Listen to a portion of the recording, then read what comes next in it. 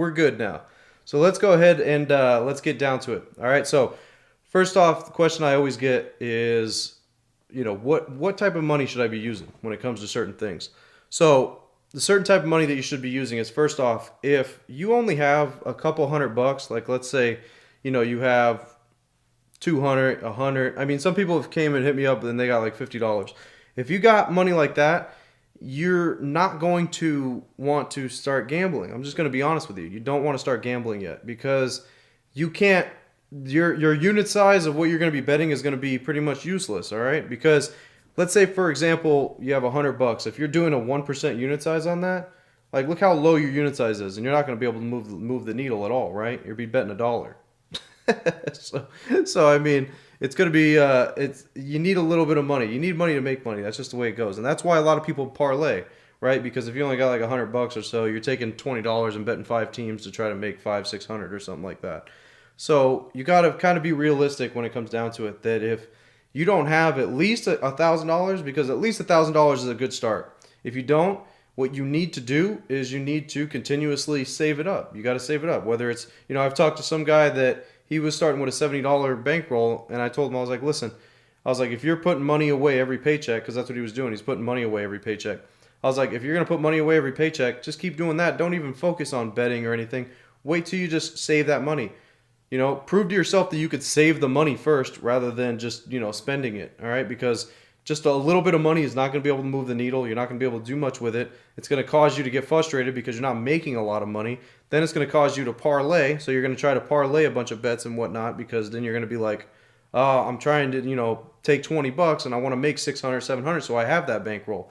So it creates bad decisions.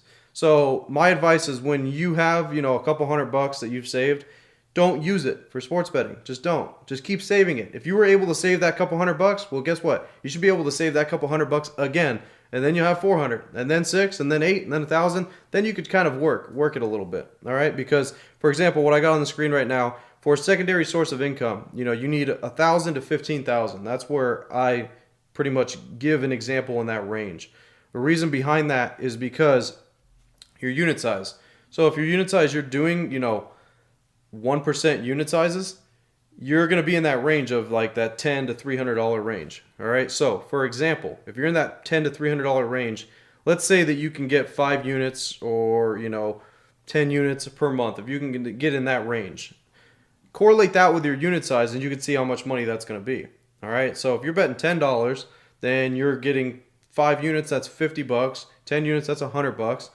That's still a secondary source of some type of income because you could use 50 to $100 for something, whether it be a utility bill or something like that. So that's still considered that. Now on the high end here, like I was, I have on the screen, $300. If you're betting a $300 unit size and you hit 5 units, that's $1,500. You hit 10 units, that's $3,000. So that's a secondary source. Some could possibly, that's on the verge of that primary source right there. So you can definitely do something in that range of 1,000 to 15,000. If you don't have that, then you need to save your money. You have to save your money, guys. All right, because if you could save a couple $100 out of every paycheck to try to stack for your bankroll, and then you use that properly once you have that bankroll established, as long as you're doing the right things, you're not going to completely lose your bankrolls. You're not going to lose all of your money. So that's kind of like your nest egg of what you need. All right, now let's get to main source of income. So if you're looking to, take it to a professional sports betting level and you want to be a professional sports bettor, you want this to do this as a mainstream of income. I always advise between 25,000 to 50,000. All right, 25,000 to 50,000 is that range of where you can replace your income of what you get at a 9 to 5 job, for every week and every 2 weeks. You can replace that. All right, obviously you got to be doing the right things and you got to be making the right decisions. And you got to be making the right plays, obviously, right? You can't just guess and think that you're going to do that if you have that bankroll. But this is the starting point, all right, guys? This is where you start when it comes to learning how to make a solid source of income from betting, just sports betting. Because nobody can do it. I'm just going to be honest with you. Nobody can do it. And the reason why nobody can do it is because, first off, they won't have enough money saved. Because usually people that are saving, like, in the tens of thousands of dollars are putting that in, like, stocks and bonds and all that stuff. So usually they're putting it in that type of thing. They're not thinking about sports betting because they think it's gambling. So they're like, oh, I'm not putting that in a gambling fund. But to be real with you, stocks, all that stuff, that's all gambling anyway. It's all gambling. Everything is. Because nothing is a for sure thing. All right, but as a mainstream of income, 25,000 to 50,000, that's where you want to be at, you know. And if you're in that, if you're in any of these categories, I'm just going to be honest with you guys. If you're in any of these categories that I'm showing right now, and you guys want to learn how to take your betting to the next level, definitely go down below in the description and book a call. All right, so that way I could get you right and show you the right path to be able to get to your goal of what you want to get to. All right, so if you have a $25,000 to $50,000 bankroll, unit size between $250 to $1,000. Now think of that correlate to 5 to 10 units in a monthly time frame. So if you're betting $1,000 and you get 5 units, that's $5,000. All right, so $5,000 in a month, that's nothing to sneeze at, right? That could be a mainstream of income. 10 units at 1,000, that's $10,000 a month. That's obviously nothing to sneeze at again. So that's like right on that range. So the low end here is the 1% at 25,000. So the 1% at 25,000 is $250. You get 10 units on that, that's 2,500. You know, 5 units or so, you can do the math on that one. So, you know, that is kind of that verge of that secondary source getting into that mainstream. All right, but like I said, you can have this stuff, but you have to have other things to go along with it. If you have this solid bankroll in the ranges that I'm showing you, you need some other stuff. All right, so that's what I'm going to go over right now, is what you need in order to be successful somewhat in that category. All right, so first off, you need to be able to stay disciplined month to month. So discipline month to month could seem like it sounds easy, right? It sounds like it's something that's very simple, but it's almost impossible for sports bettors, gamblers of all kinds. It's almost impossible because after just 1 or 2 days, if they lose, your average gambler is going crazy. They're going crazy. They're going to start betting crazy stuff. They're not going to, you know, listen to anything. They're just going to empty their bank account, empty their bankroll, chasing. That's what they're going to do. So that's what 99% of people do. That's why so few can actually even get past that point. But once you get past that point, you're able to stay disciplined and consistent with doing it every single day and doing it month to month, then you've passed your first goal, because that's something that is very hard to do. It's very hard to stay consistent. Not just at this, but in life, it's hard to stay consistent with anything. A lot of people have a problem with that. You know, they'll start something and then they don't finish it and they'll just give up. So it's very hard to stay consistent with just sports betting in that aspect, because you got to be able to do it every single day. All right, there's sports going on every single day. So if you have a nice strategy that you have down to a T, obviously you got to play that every single day, because if you don't and you miss a day, well, you could have missed out on a day where you won, or you could have missed out on a day where you lost, but you don't know that. You can't predict those things. You can't predict if you're going to have a winning day or a losing day. If we could, then we'd all be millionaires off of sports betting, right?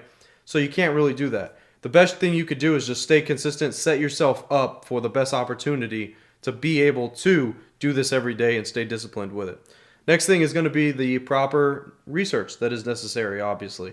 You cannot just guess. You can't just guess on these games. You cannot just go with a gut feeling.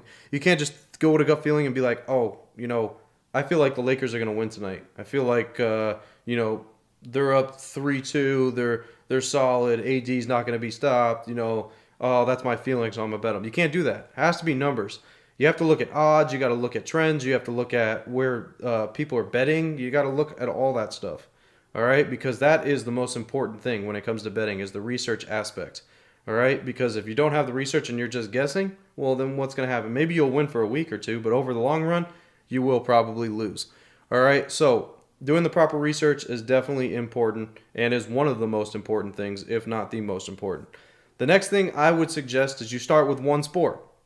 So if you start with one sport, you're not overwhelmed, obviously. You know, there's not a whole bunch of stuff going on that you're trying to look at. Just zone in on one thing, on one sport. If you can zone in on one sport, do the right research.